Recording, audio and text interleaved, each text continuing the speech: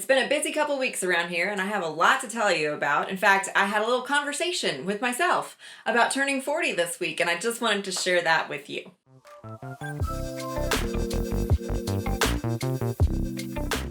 Welcome to Allie on Life, where we are crafting great stories in life, in business, and on the page. And my story for this week is that I turned 40 on Tuesday. Ooh, the big 40. How does that feel?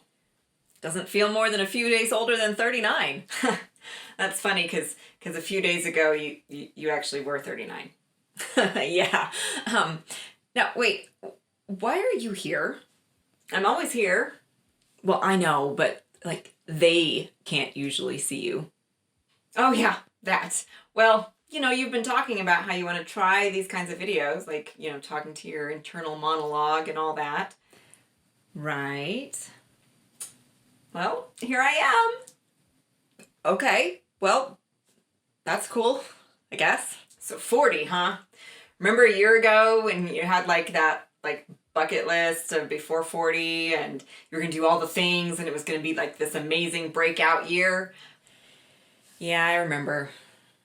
Well, what happened to all that? 2020. Oh, right. Bummer. I mean, I had to pivot. We all did, right? But I did do some things. You wanted to run a 5K in less than 30 minutes. Well, yeah, but the gym's closed and I ran on treadmills, so then I had to learn to run outside, and actually I've gotten to where I like that better anyway. Well, we do have better conversations now that we're not all distracted by all the screens and the sports and the movies and the Friends reruns. See, exactly. I do miss the Friends reruns though.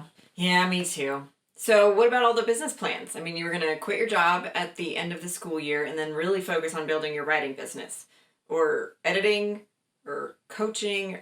What is it that you do? All of that.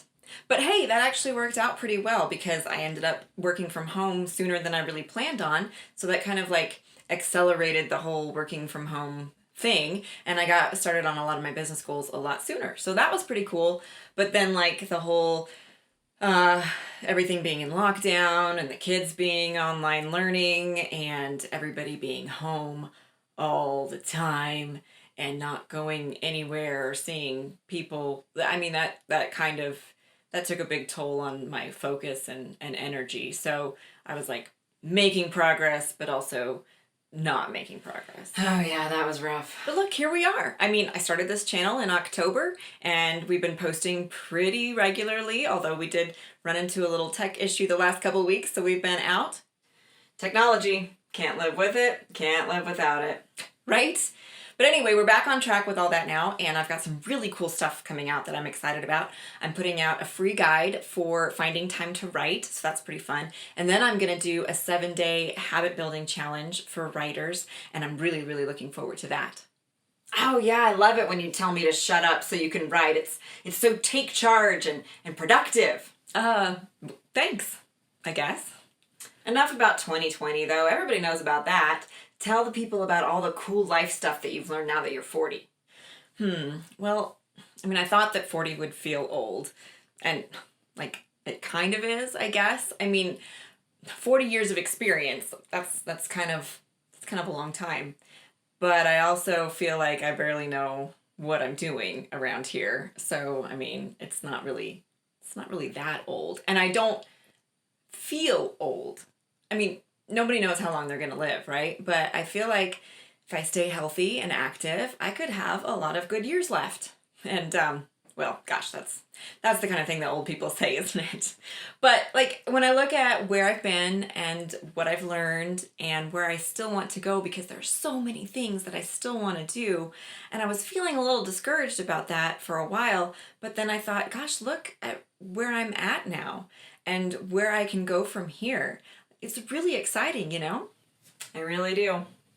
I used to be a total perfectionist and I just had to get everything right all the time. And then I realized that when you have to get everything right all the time, you never get anything done. And also being a perfectionist is really kind of like idolatry, because perfection isn't possible for human beings. It's only possible for God. So if we want to be perfect, then we're looking to do something that only He can be. And I just realized at some point that I had to let go of all that. And also, I'm really a people pleaser, and I didn't even realize it for a long time. But like my whole identity for many, many years was wrapped up in what people thought of me, in the way that I carried myself, and the things that I said, and the things that I did, and what I accomplished, and just who people thought I was. And that's another thing that I've really had to let go of, because I just feel like I just need to be me, and it doesn't really matter what people think of me. Here's a hint. You're really weird. Yeah, I know. I mean, I'm talking to you, weirdo. It's okay though. I mean, I don't mind. And the people who really care about me don't mind either. I mean, everybody is some kind of weird, right? So really you just have to find the people who are your kind of weird. And if you're honest about who you are and what you're like, it's a lot easier and faster to find those people. That is so deep. That's just one of the things that I've learned. And another one is like, I never really arrive. I wanted so badly to learn how to finally adult by the time I turned 40. Well, did you? I mean, I still don't know how much money is in my bank account or if it's gonna last until payday. And I mean, they can see my desk, kind of a hot mess. Hey, speaking of hot, you're looking pretty good these days. I really like that shirt. It makes you look so skinny. Oh, thanks. I mean, I have been working really hard.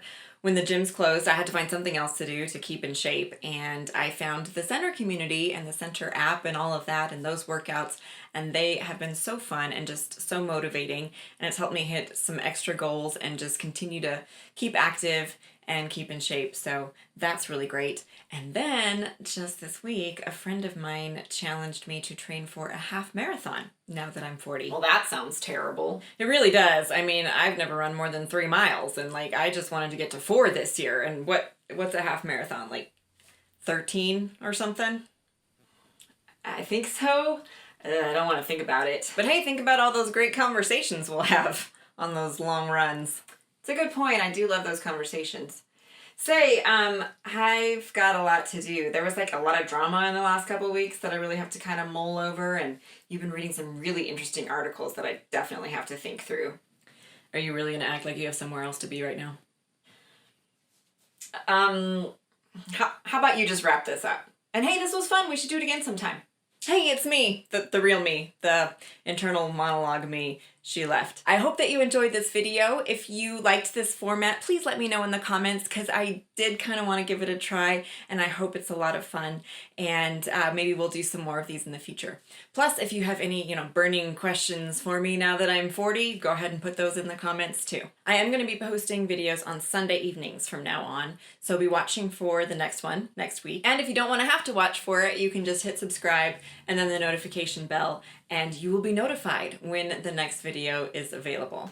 That's all for now. Now get out there and tell your story, because someone needs to hear it.